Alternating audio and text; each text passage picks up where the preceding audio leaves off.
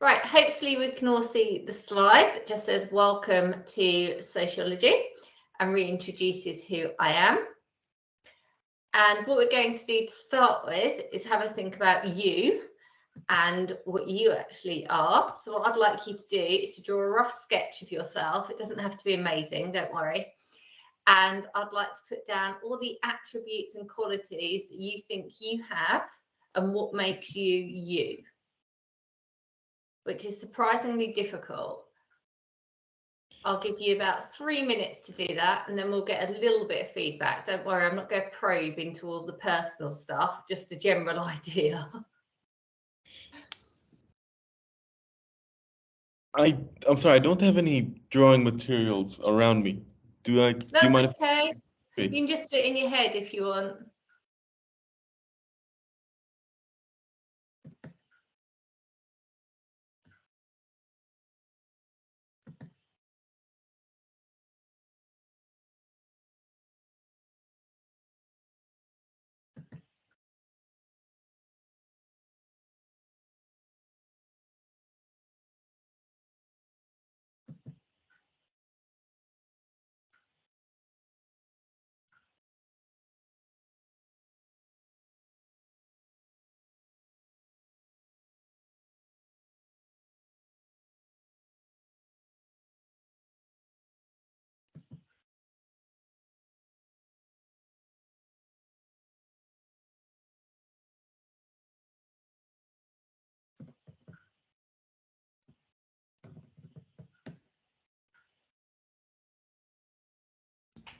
Mrs. Till?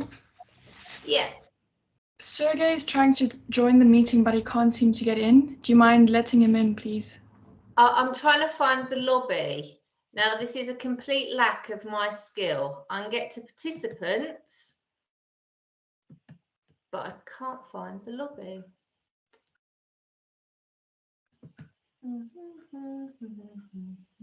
Maybe you could try inviting him? Yes, that is a very good idea. It's good job one of us knows what we're doing.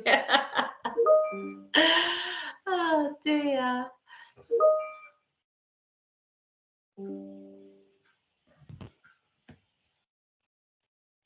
Right.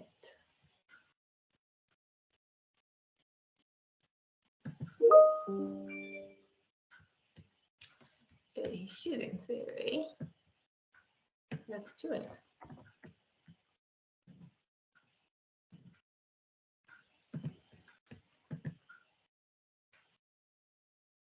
Is that any help? We will find out in a minute.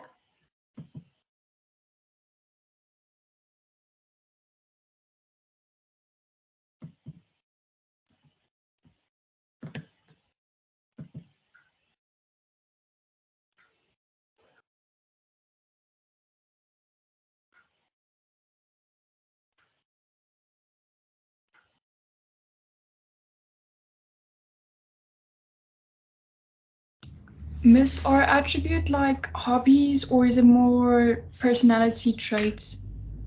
No hobbies, personality traits, either of those would be great. Okay. So we'll just spend about another minute doing it at the most, and then we'll share some thoughts about what makes us us.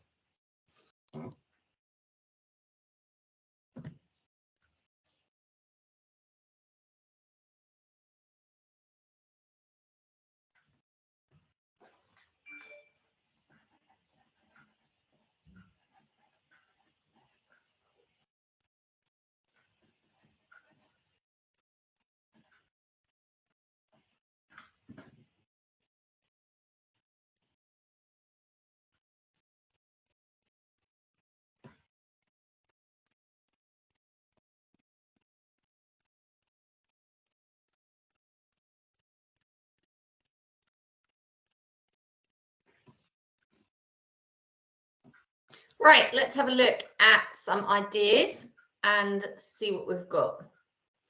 So we will start with the young man who's going to be escaping us soon. I'm going to call you Aditya.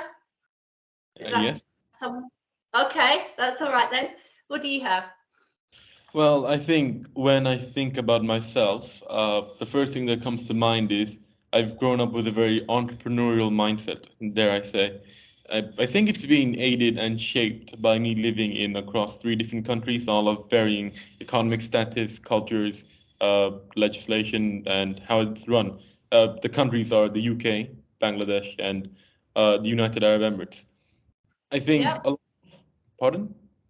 I just said yes. I think a lot of my style of thinking comes from a very capitalist and businessy type of way, if you will.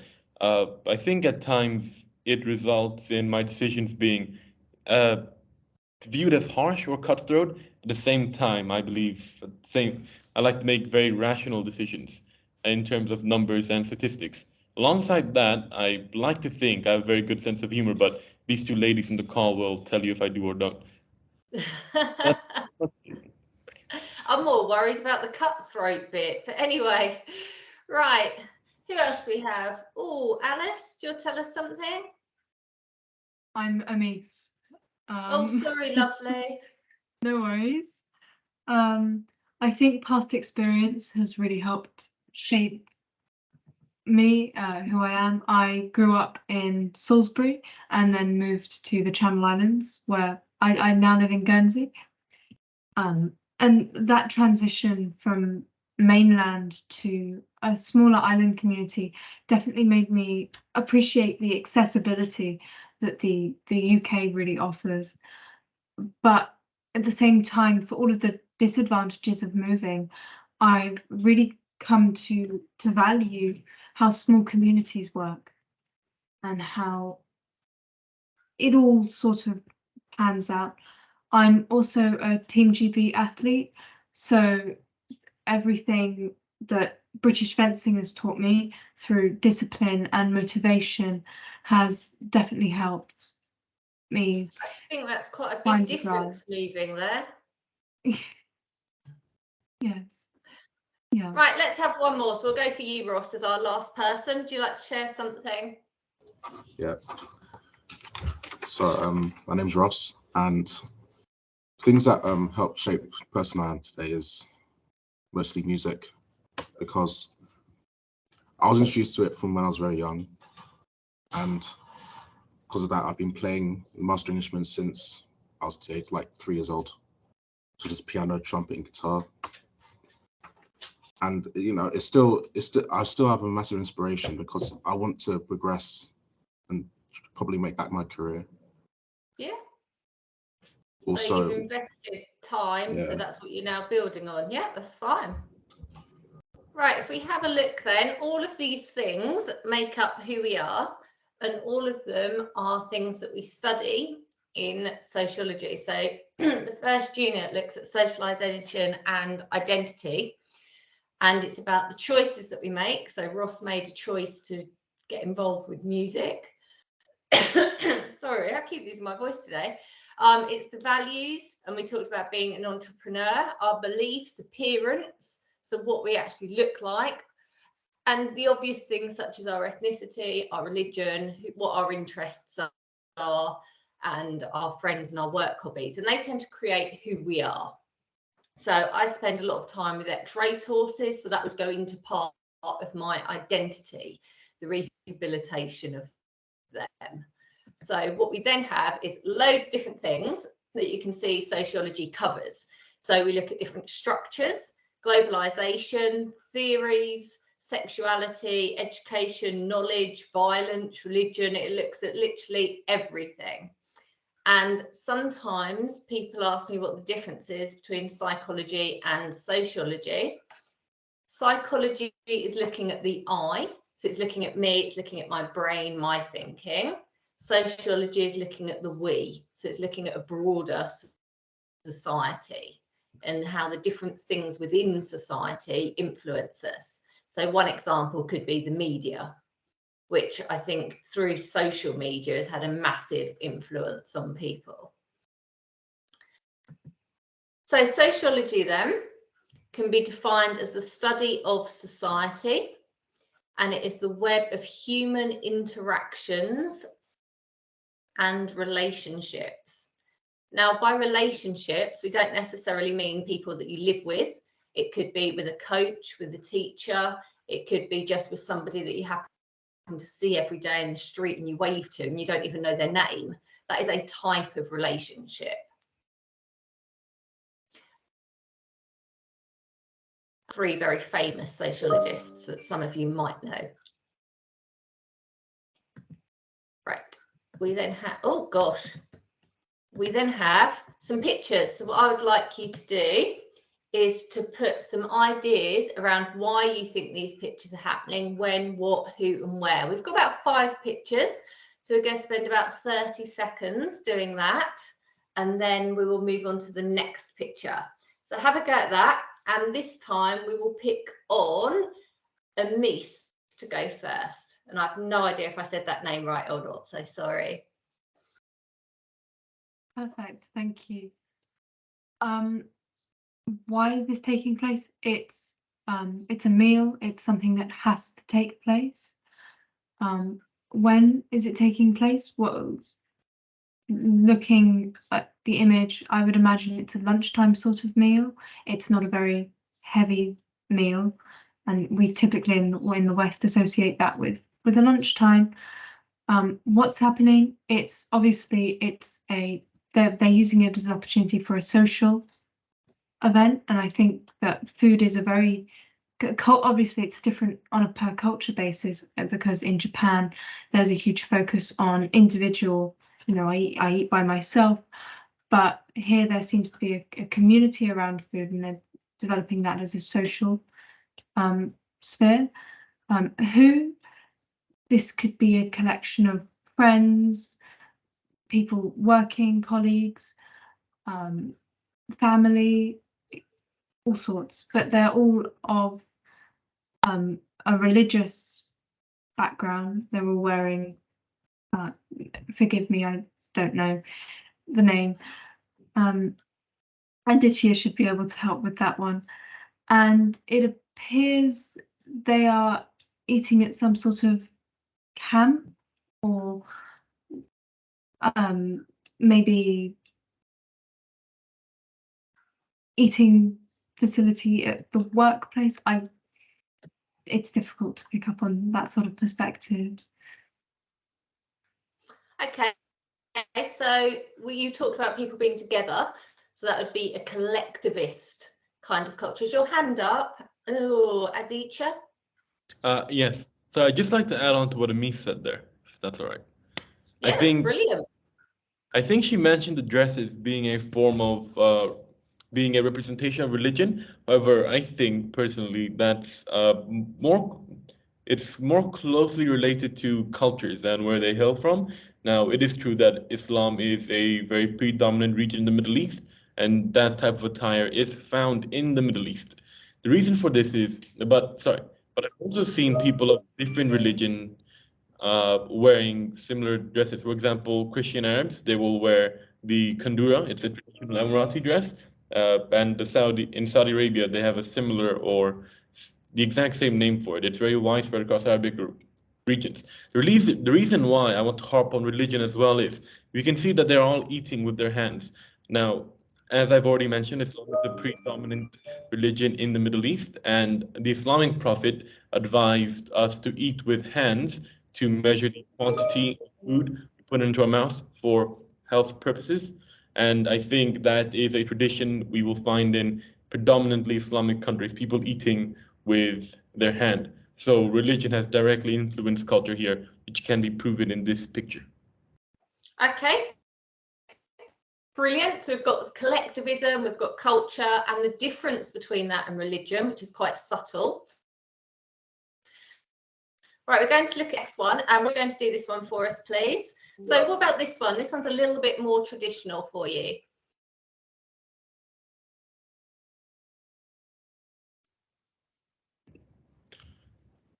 Oh, I've lost Ross, look. But I'm still here, I'm still here.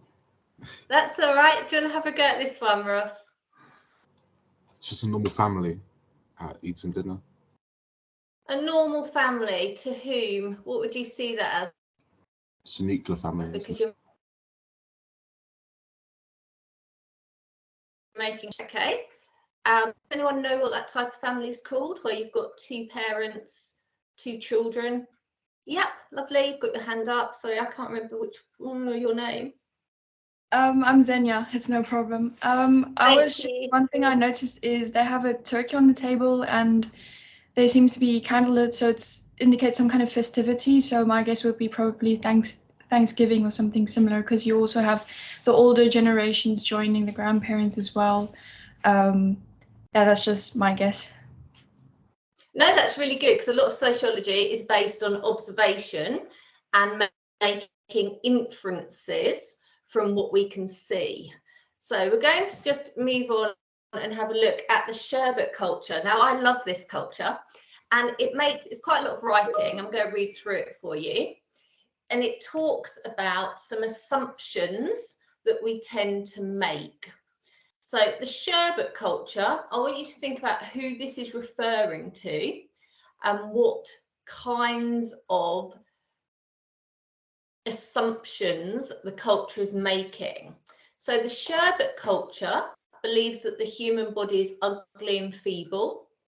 The sherbet therefore indulge in rituals and ceremonies designed to avoid this, and so every household has a shrine devoted to the body.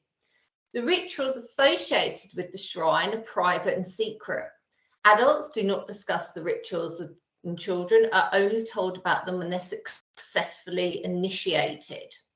So we're thinking about what type of culture we think this might be and where in the world it could be. And I know that some of you have travelled quite a lot, so we might have some points already. The focal point of the shrine is a box built into a wall where key charms and magical potions for the face and body are kept. These are obtained from medicine men who write down the ingredients in an ancient and secret language understood only by the herbalist who prepares the potion. Beneath the charm box is a small font. Every day, every member of the family enters the shrine chamber in succession and bows their head before the charm box, mingling all sorts of holy water in the font, and proceeds with a brief rite of absolution. The sherbet have a pathological horror of and fascination with the mouth, the condition of which they believe has a supernatural influence on all social relationships. Were it not for the rituals of the mouth, they believe their teeth would fall out, their friends would desert them, and their lovers would reject them. Finally, men and women indulge in barbaric acts of self-mutilation.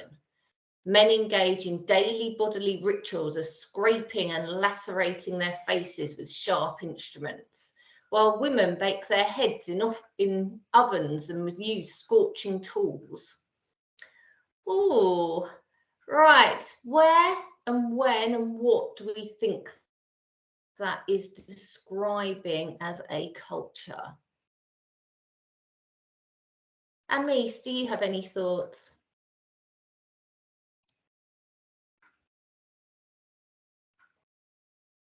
Genuinely, it seems like a very, well, obviously we're building in habits and rituals and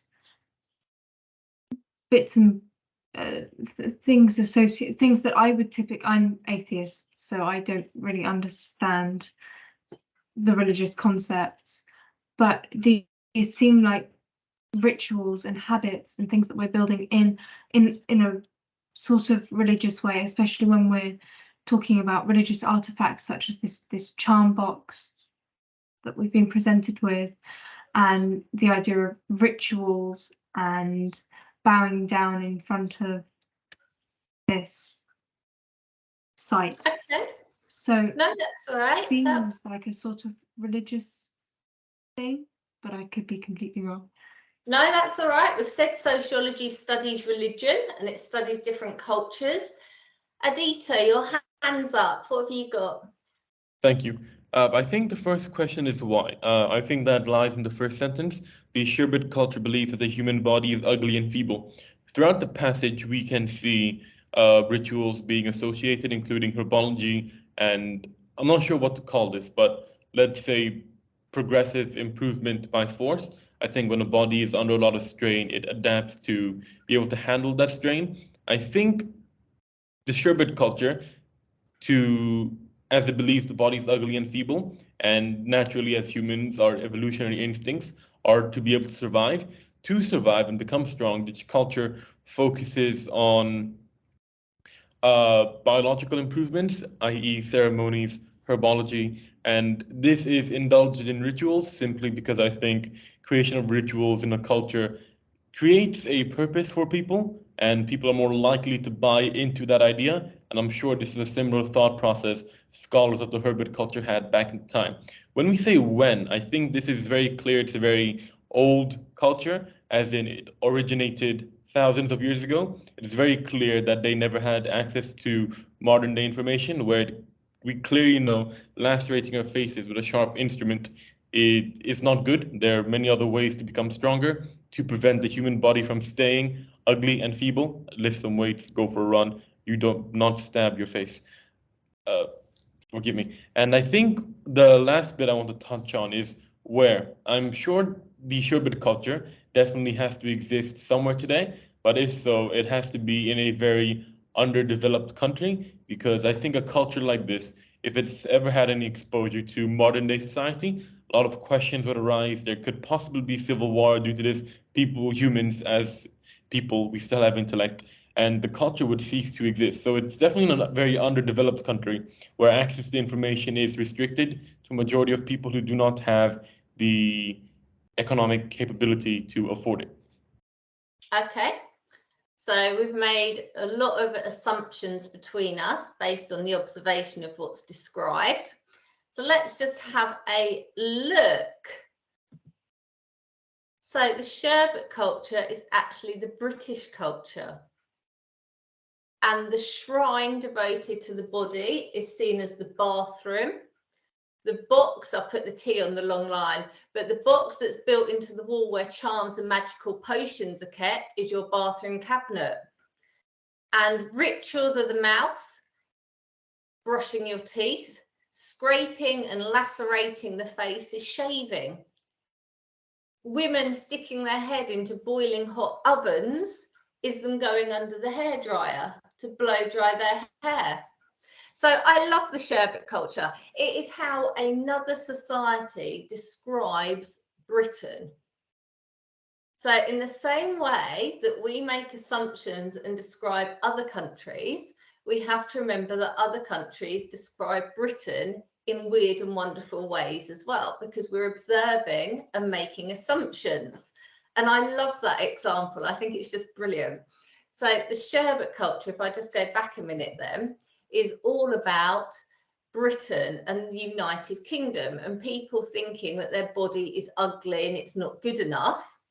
So they indulge in these rituals, and most of them are done in the bathroom, and they involve going to the shrine, which is your bathroom cabinet. And most people have a cabinet on the wall that has toothpaste and soap and things in. So they've called them potions.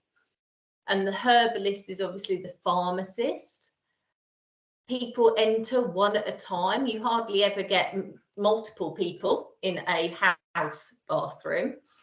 And then they've got the children are separated. This fascination, because if you think you're brushing your teeth, you're bowing down as you brush your teeth, spitting out the water or whatever. And then we've got the self-mutilation, which is what they saw the shaving as. And the women baking their heads with scorching tools was them doing their hair in fancy styles. So one thing we have to remember is that everything is culturally relative, and that includes us. We are bringing with us, when we look at other cultures, a whole set of assumptions that are around our identity and things that we grew up with and that we've believed in.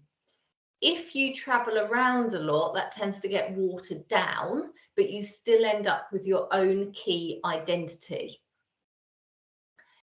So I think that's a brilliant example. Now, if you look at the photograph, there are several things you can see when you look at the photograph, and it's just another illustration that sociology is the way of looking at things and what we do with those views and how we see them.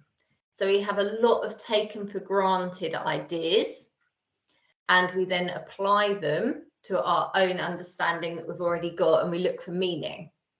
And sociology is about looking at things and seeing them in slightly different ways. Oh gosh, Mrs. pressed the wrong button again. Oh dear.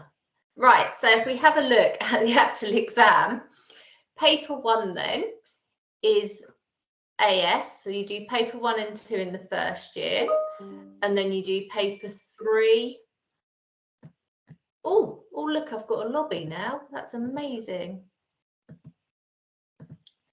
And then you do paper 3, 4 in the second year. So we end up with socialisation, identity and methods of research would be your first topic. And that is some of the things that we've already been looking at today.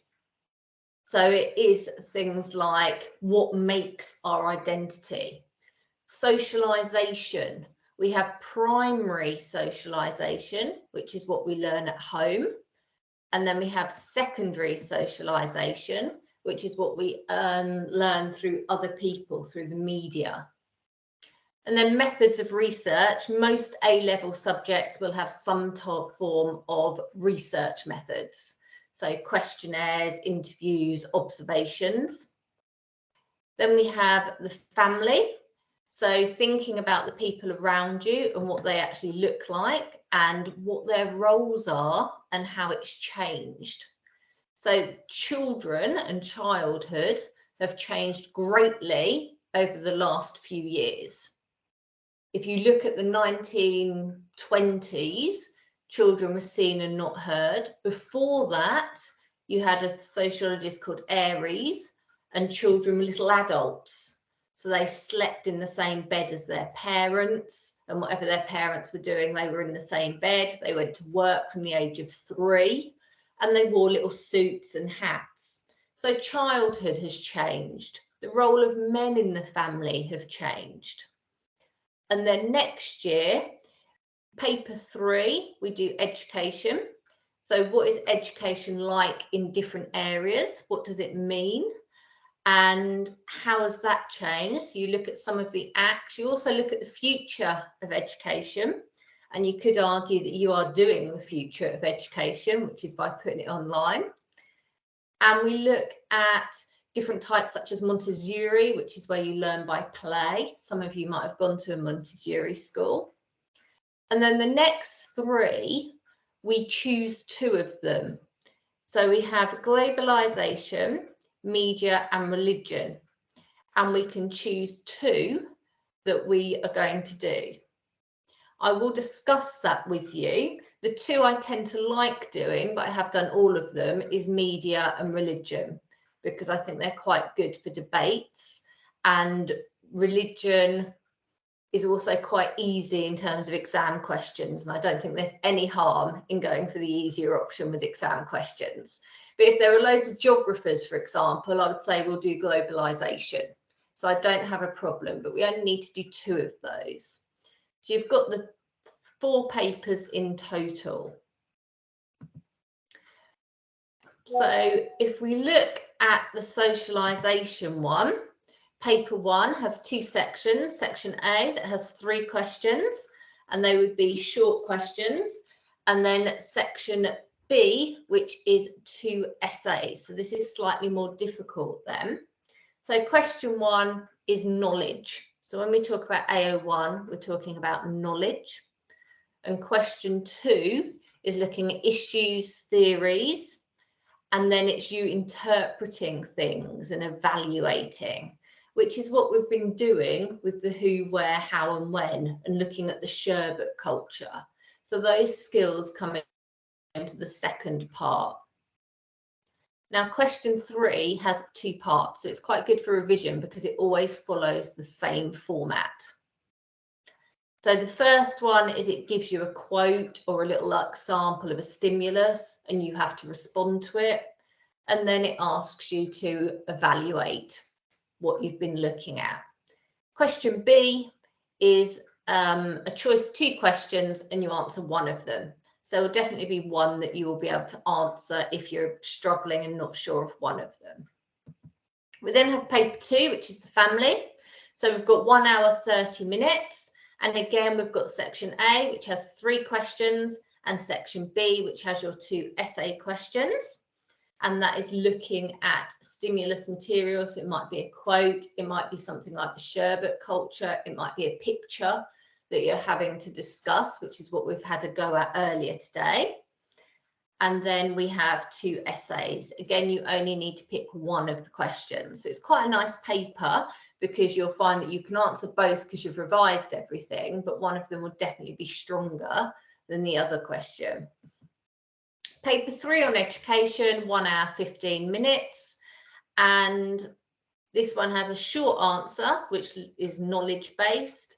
And then you have to link to a theory. So some of you might have heard of functionalism, of Marxism, if you do history, feminism. So they would be asking you to talk about one of those theories. And then you have an essay response to another question. So that's a fairly standard paper. Paper 4, you choose 2 topics. So A, B, or C, and you answer all of the questions on those. You get 2 essay questions that you need to answer, and that needs to be from 2 sections. So you'll get a choice of 6 questions and you choose 2. So that's quite nice as well. So there's lots of scope within the exam for you to focus on your own strengths, which I think is really, really helpful. It's not a right or wrong answer. It is about the skill of you being able to craft an answer. What is the knowledge? How does this apply to something? What is good? What is bad about it? So there's a lot of freedom in terms of writing to pick up marks. You don't get negatively marked if you're not sure of something. So I do like this exam board for that. Right, have a go at answering these questions. So I'll give you about 4 minutes. We've mentioned them very, very loosely as we've gone through the session. So if you've just joined, I do apologise. I don't know why I didn't have access to the lobby, which is a bit bizarre, but they've given us access now. So just have a go, try and think about, you can either write it down or just think in your head for a couple of minutes, what do we mean by each of these terms?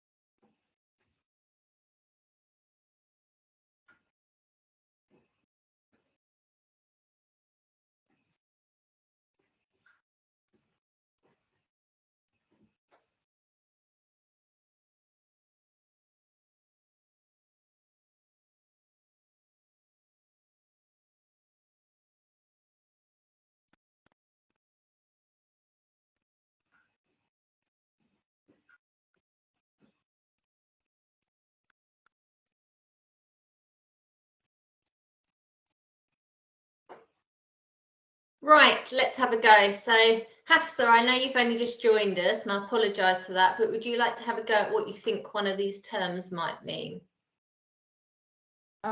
So for what is a norm, I think it means what's deemed normal in society, like what everyone follows, basically, I think. No, and you right. talked about, Good. oh, yeah, okay. And then you said that primary socialization was like what you get with your family, like as you learn as a child, and then the secondary is like with education and outside of the family, I think. Yeah, brilliant. Anybody going to have a go at what the last three means? So socialization, culture, and value. They might be slightly. Yes, go on. Sorry, that wasn't helpful. I didn't say who. I could try for socialization and values. So socialization is the interaction with other human beings, just like a conversation or going out and doing an activity together. And value is kind of like a moral. It's a standard, and value is most often it's a personal thing that you have. Okay, thank you. And these are all things that we were writing around ourselves at the start. So that leaves us with culture. Oh, anybody want to have a go at? Oh, your hand's up, but I don't know your name, lovely. But yes. My name is Sergey. And actually, hello. I want to amend a little the definition of socialization, if that's okay. That's fine. So I think that socialization is when an individual changes their behavior, habits, beliefs, and so on to something that another individual, or indeed a society, deems desirable in order to fit in. Yeah. It is about fitting in, yes. It's not necessarily about changing though, because primary socialization is coming from parents. I mean, direct changing, but sort of bringing out the best of those. Yeah. Yeah, it is when you talk about media and education and things, yes, and more secondary socialization. Right. Anybody got culture? Ross, do you want to have a go at culture? What does culture mean? Yeah, what is culture? It's like the tradition of a certain place, perhaps. Okay, so traditions is part of it, yeah. Like And morals. sorry. Good. I don't know how to explain this. No, that's fine. Culture is basically looking at everything else that's on there. It's about the traditions, it's about the values that you've got, it's about the norms that we live by. It can include religion, it can include the way we dress and our understandings. So yeah, it covers a whole range of different things. Good. Language, manners, religion, yeah, and arts, that's a nice one. So all of that kind of architecture, anything like that would come under culture. Now, if we have this one, stood at a bus stop, we see this. Any questions that we would want to ask about this random picture if we came across it? The crocodile looks out of place, or the person in the suit does. Yeah, the person in the suit. I don't think it's a real crocodile. Right, so straight away got somebody who's a little bit odd. What about people's reaction to this odd bod who stood in the middle of a queue? What can we observe? Oh, Amis. How those around them are interacting with them. So obviously there's no one asking them direct questions, but especially the man in the suit seems to be ignoring. Yeah, let's hope it goes away. I'll just pretend it doesn't exist. Exactly. And similarly, I think while they're more open in their body language, I think the two women in the photo in particular are also showing a sort of dismissive tone, whether that be from what they're wearing or the way they're standing. Exactly. Yeah. I think the man wearing the white t-shirt is the most. I think his body language is very expressive in a sort of querying what's going on. But that could again just be the way he's standing, things like that. Yeah, so a few of them don't look like they care. I do like the man at the front. He's just kind of, I can't see anything. I don't know what's going on. I'm going to ignore the fact there's a crocodile standing looking over my shoulder. It doesn't matter. Now, I used to live in London, and you would quite often have big events, so you would end up in a bus queue with random people dressed as different objects and things behind you, and it was quite comical. And it was also interesting because, as you said, people's body language, they quite often tried to ignore what was different. What is he going against? Out of all those terms we looked at, what is this green man going against? I hope nobody's going to call me racist for calling him a green man, but you know what I mean, crocodile man. Social norms? Yeah, definitely. He's completely against social norms. Is there anywhere where he would be in place? Because social norms are relative. They change over time and they change between place and culture. Ross, you've got your hand up very quickly. What do you reckon? Fancy dress party. Yeah, good. So they'd fit in perfectly a fancy dress party. So then you would look odd if you weren't dressed up. Hafsa? I was thinking more of like a furry convention, maybe, like, you know, how they dress up for that, like as animals, because he's a crocodile, so. Good. So the special kinds of conventions we get. So when we're looking at any of these pictures, we have to think about what is the norm and where is it? Is it relative?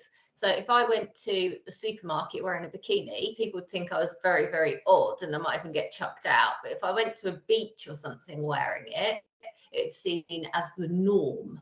So we have this understanding norms and values and culture are very relative. They change over time and between places. And that's just a nice little example, really, of it. Right, so this is what we discussed earlier. Norms are social rules, and they define what is seen as correct and acceptable behaviour in a society or a social group.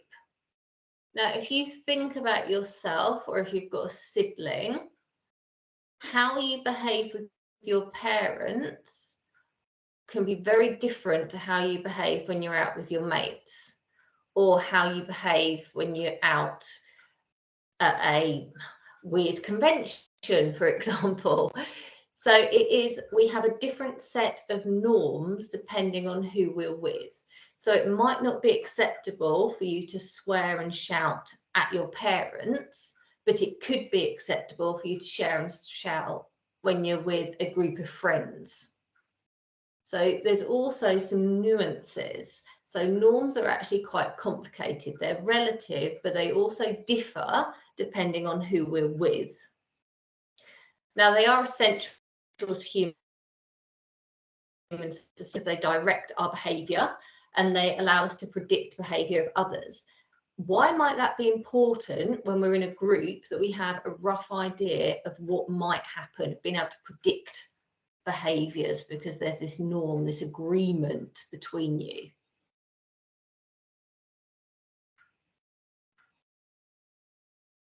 That's quite a hard question.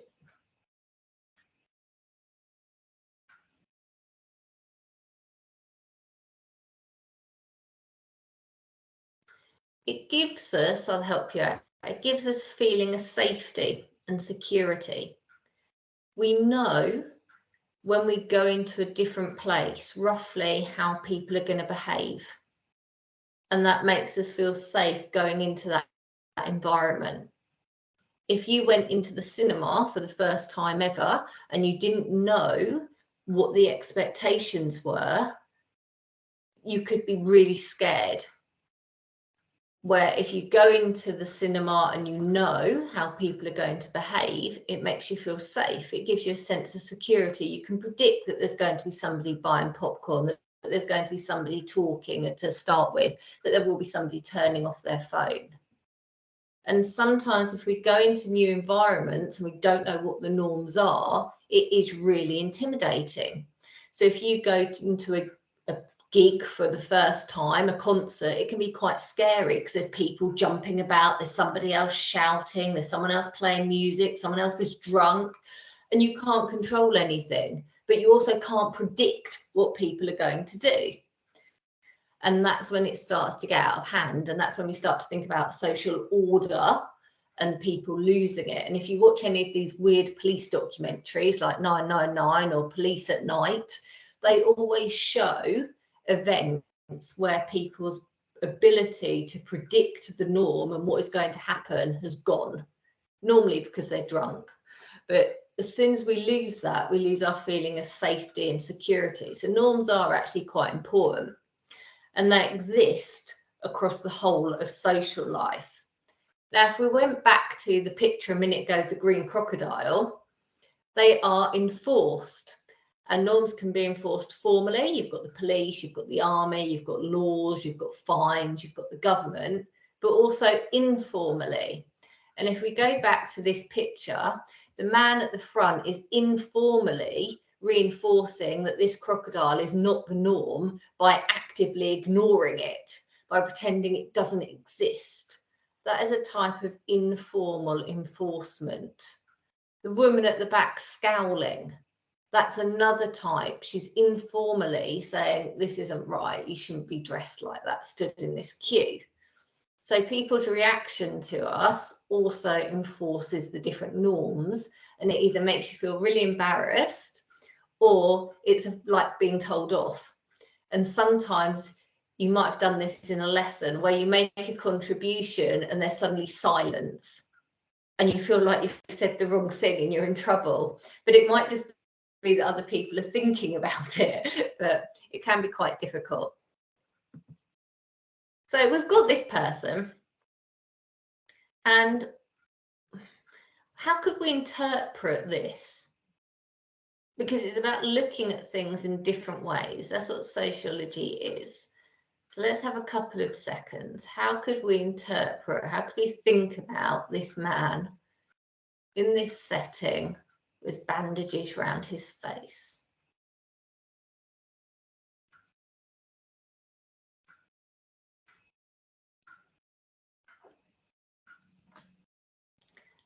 Zania, is that right?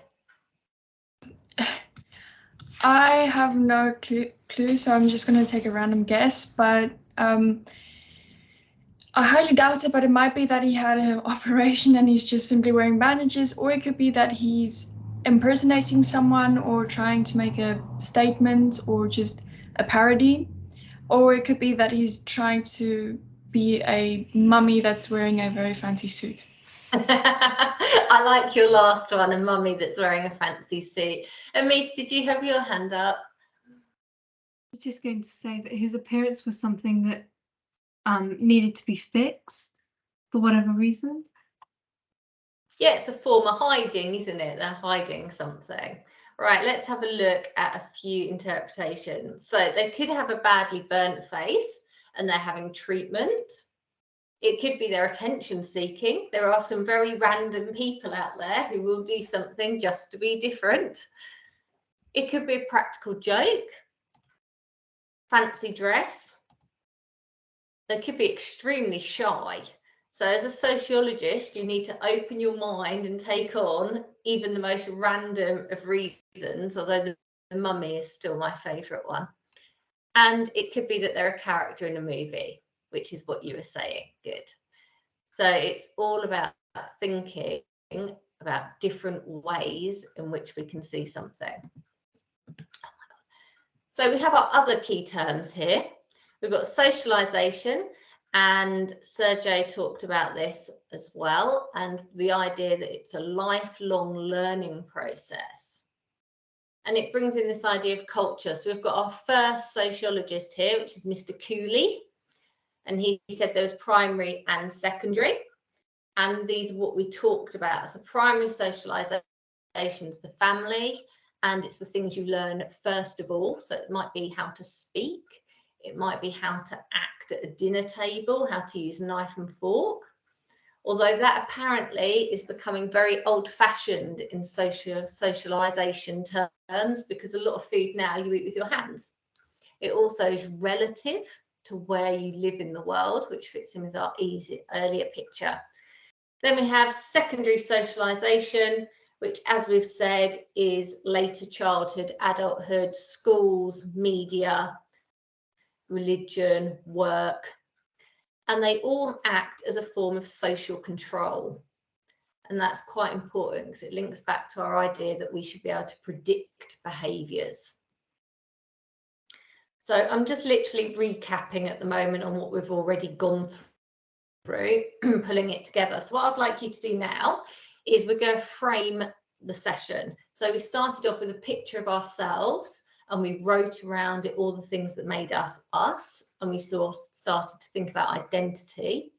What I would like you to do now is think about and draw a quick table of the different roles that you play and what expectations are on you from yourself, and then what expectations are on others. So Amisa's already got the role of fencing and as a GB team member. So we can start to bring in, that would be another role. You might have the role as a son or a daughter. So just spend about 4 minutes, see what different roles you can come up with and the different norms and expectations that they involve. And then we'll just get a few examples of people.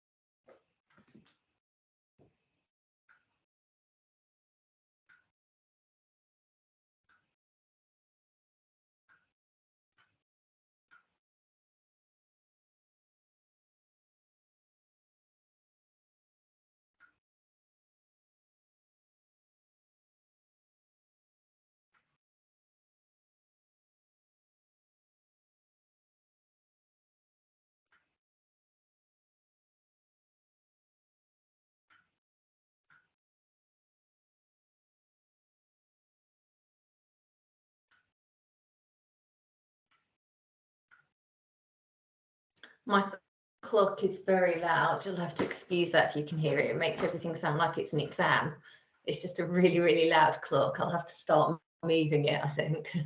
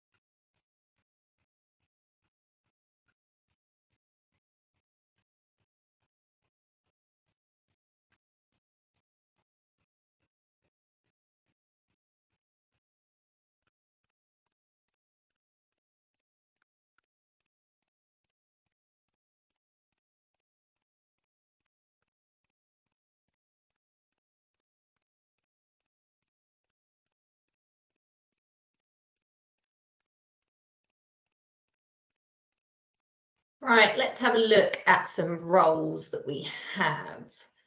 So, who should we choose? Eva, would you like to tell us something about your roles, please?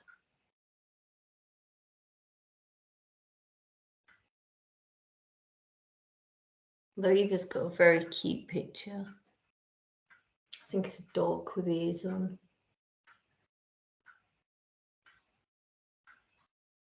No, we've lost Eva. I don't know. Right. Hafsa, would you like to tell us one of your roles, lovely, please? Yeah, so an interesting one I've been thinking about is that I'm a sister and I have 2 brothers. And I feel like sometimes, and I'm also the middle child, so I sometimes feel like my role is to be the bridge for my brothers. times. Yep. Yeah, it's one of them, I guess. Is that an expectation on you from yourself, or do you feel that others put that on you? I feel like I think it's both, actually, but also mainly an expectation on myself as well. Yeah. Do you ever take on the expectation of the middle child being the naughty child? No. I think I'm the least chaotic one, honestly.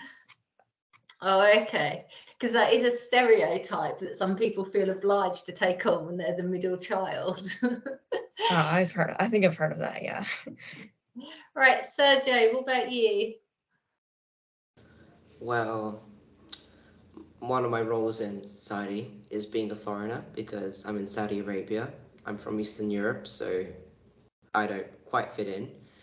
So my expectations on me is that I'm not able to speak the language, that I don't have the full grasp of culture and religion, and that I possibly make blunders. I'm learning the language. But obviously that's sometimes when people speak to me, I feel that they sort of, they're more lenient, obviously, when I make grammatical mistakes in Arabic and so on. And expectations on others is being understanding of this and teaching me not to make grammatical mistakes in Arabic, which is difficult, but Well, any language is difficult, but Arabic's especially hard, isn't it? Do you do the written as well as the speaking? Yeah, so yeah. I have lessons twice a week. It's quite fun, but it's a bit mind-boggling reading from right to left and all that. But it's my fourth. I'll take it on. Yeah, and hopefully if you're actually living in that environment, you'll be exposed to quite a lot of it, which will make it a bit easier. Right, Amis, what about you? Well, as an athlete, it's my personal expectation that I push myself, I train hard, I eat well, I do the typical athlete bits. I travel and I compete, and then I expect others around me. So my coaches, I expect my coach to push me and prepare me for a competition and meet my mental needs around competition, because it's not all linear, it's not all fitness. There's a lot of mental preparation that's needed. Yeah, I'd say that's where I got with that one. No, that's brilliant. Thank you. Right, I'm aware of the time, so we'll leave it there.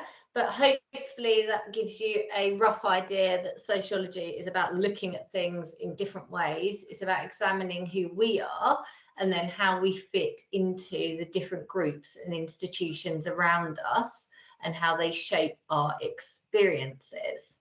So thank you very much, lovelies, and I hope you have a very nice day. Bye. Bye, thank you. Thank you. Bye. Thanks. Bye. Bye.